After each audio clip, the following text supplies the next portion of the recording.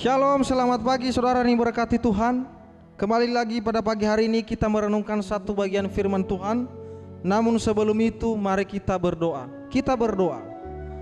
Bapa, kami bersyukur buat pagi hari ini Kau memberikan kami kesempatan untuk merenungkan kebenaran firman-Mu. Kiranya Roh Kudus-Mu yang terus memimpin kami. Di dalam nama Tuhan Yesus Kristus kami berdoa dan bersyukur. Amin. Saudara yang berkati Tuhan, judul renungan kita pada pagi hari ini adalah air menjadi anggur. Terambil di dalam Injil Yohanes pasalnya yang kedua ayat pertama sampai ayatnya yang ke-11.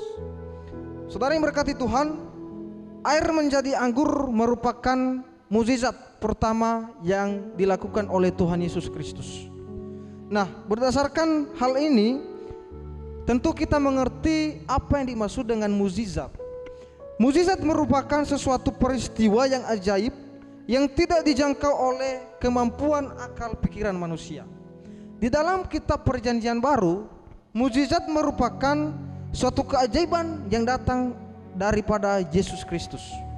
Saudara yang diberkati Tuhan, dalam peristiwa mukjizat ini ada beberapa hal yang sangat penting yang perlu kita renungkan pada pagi hari ini. Yang pertama yaitu mukjizat terjadi menurut waktunya Tuhan. Berdasarkan teks di dalam Injil Yohanes pasal 2 ayat 1 sampai 11, dapat kita melihat di bagian ayatnya yang kedua sampai ayatnya yang keempat. Demikian bunyi firman Tuhan. Yesus dan murid-muridnya diundang juga ke perkawinan itu.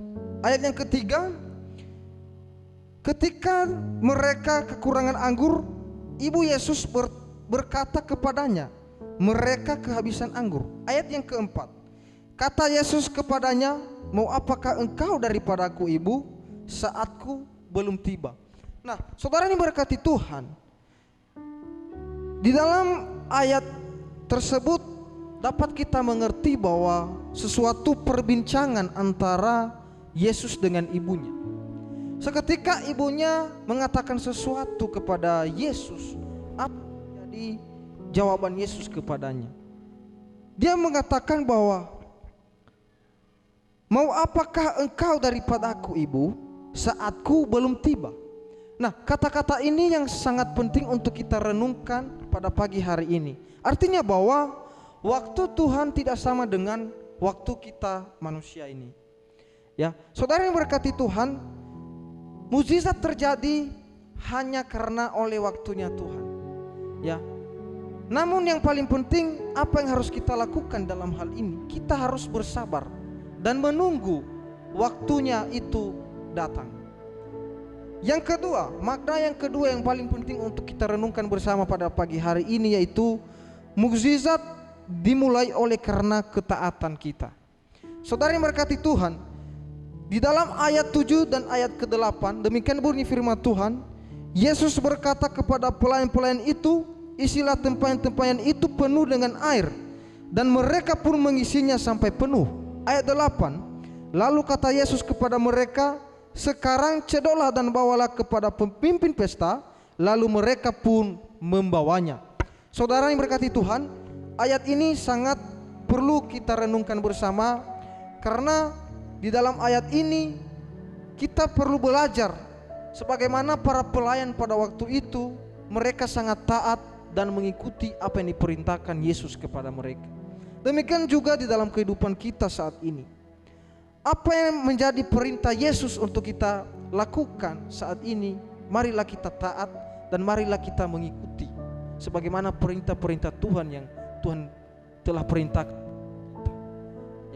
Jadi yang menjadi kesimpulan renungan kita pada pagi hari ini, apapun yang menjadi masalah kita, apapun yang menjadi kebutuhan kita saat ini, ini adalah akan kebenaran firman Tuhan pada pagi, bahwa mukjizat itu terjadi hanya oleh karena waktunya Tuhan dan oleh karena ketaatan kita. Jadi Bapak Ibu Saudara yang berkati Tuhan, mukjizat itu masih ada dulu, sekarang, dan sampai selama-lamanya. Namun yang paling penting yang harus kita lakukan adalah kita harus taat dan bersabar menunggu kapan waktu Tuhan itu terjadi. Biarlah renungan firman Tuhan pada pagi hari ini dapat memberkati saudara-saudara semua. Mari kita berdoa.